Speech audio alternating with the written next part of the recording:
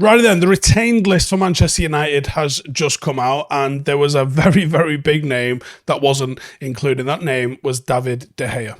Now, his contract expires this month, so it's not too surprising to see him not put on the list for next season's players retained.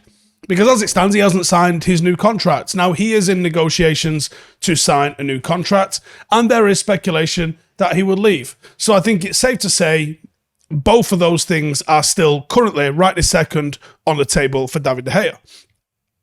And I think it's a little bit bittersweet as well, to be honest, because at times David De Gea has been the best keeper in the world while playing for United. I think probably a few years ago now when we could say that, but I think it's happened. In recent years, he's been far from that. And there's been times where, again, bittersweet, absolute conundrum. This season, wins Premier League Golden Glove, and simultaneously costs us games at the same time. Absolute conundrum. If anything, you want a boring goalkeeper, not an exciting one. And there's a good chance that he has played the last game that he ever will for Manchester United. And if he played maybe throughout the entire Sir Alex Ferguson era, maybe he would have had a lot more of a settled defence and everything else in front of him, and maybe he would have been appreciated a little bit more. But with the possibility that this is the end of David De Gea at Manchester United, and with it, the end of all the players who were here under Sir Alex Ferguson, let's have a look at what 5 things that we've learned about David De Gea in his time at Manchester United. Number 1 then, there wasn't enough to his game. Now, De Gea just doesn't have a well-rounded enough game as a goalkeeper. His shot stopping, which at times has been otherworldly, aside, there aren't many other attributes and qualities deep enough in other areas that you could really point to as a goalkeeper and suggest that he excels in them.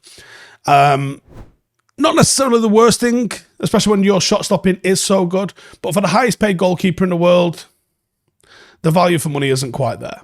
Now, he isn't good with the ball in the air. He isn't good on the ball. His distribution of the ball is below average. He is not huge. He doesn't seem to be vocal at all. He rarely comes off his line. The ball's on the edge of the 6-yard box, which for me is where a keeper should really excel. He ain't coming for that. He doesn't seem to offer any sort of stability to the core of the teams. Gives our centre-backs some poor passes. Now, I think the big one that stands out from last season was probably on Maguire, but De Gea not blameless as well. He could have fizzed the ball into him a little bit, which might have helped him out. The pass wasn't good. He has conceded 590 goals in his United career, and that is a lot in 11 years. It's an average of 53 per season. He ranks in the bottom 10% of the keepers in top 5 leagues for crosses stopped and for goal kicks, and he earns 375 grand a week. I think it was safe to say he needed to be offering more to the club. Number 2, there was too many mistakes. David De Gea makes mistakes all the time. In his Premier League career so far, he's made 17 errors that have led to goals, which is the most by any Spanish goalkeeper in the competition's history. He's made more mistakes this season than any other Premier League goalkeeper, as well as becoming Premier League Golden Glove this year. And he used to be able to hide the mistakes behind the incredible shot-stopping ability that he possessed. However, even the amount of game-winning saves that he makes has dropped off a certain degree. The data isn't lying at the moment. He is very ordinary when it comes to shot stopping. And it's something that De Gea has never really been able to shrug off, that mistake. And everybody makes mistakes, but I think the highest paid goalkeeper in the world should make a little bit less than the average. Number 3, and we've touched on this already, the world-class shot stopper. Dave saves. It's true. He has, over his career at Manchester United, won us points down to incredibly reactionary saves, especially under Louis van Gaal and Mourinho. And I think there's a particular game, Arsenal away, where he made like an astonishing, was it 13 saves in one game? And some of them from point-blank range. The one aspect of his game that was legitimately world-class, it even earned him a place in the FIFA World 11 in 2018.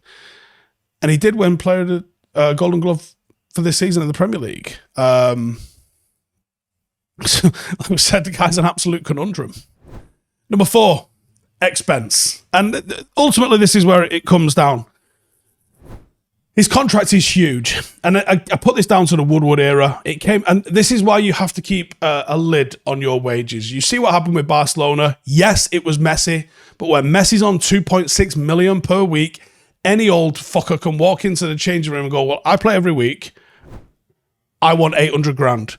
And Barcelona were paying it. Griezmann was on 800 grand. Luis Suarez was on like 700 grand. Players' wages get out of control. And once Sanchez came through the door at Old Trafford, he was getting a slice. David De Gea's got absolutely every right, especially at that time, to walk in and go, I want a slice of that. And before you know it, wages start spiraling out of control. And United need to get a grip back on the wages if we're going to progress going forward. And a great way to do that is to cut ties with this goalkeeper, allow him to walk out on a free, bring him in with someone who's on a little bit more of a sensible wage. Otherwise, you just end up chasing your tail. You're going to have to match what he's on now, near or close enough to, and he isn't worth that. I think this is a good decision that's being made here. You could probably get Raya or Costa for probably half of what you're paying David De Gea a week, and probably even more than that, actually. And number 5, finally, he isn't the future. He's not finished by any stretch of the imagination. 32 years of age, he's probably going to play for 5, 6, 7 more years, I would assume.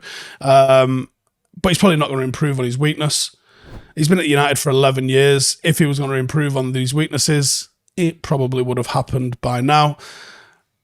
I think to move forward as a football team, it's probably time that we don't have players that Sir Alex Ferguson signed anymore. And I think it's probably moving on to a goalkeeper that Erik ten Hag can allow Manchester United to build from the back. We seem to be signing players and identifying players that have got the ability to do that. And I think that having a goalkeeper that can do that is a massive jigsaw piece in a puzzle.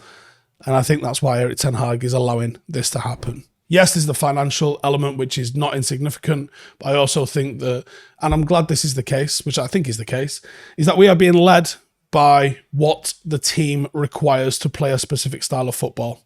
And if that's the case, we're in good hands. See you in the next one.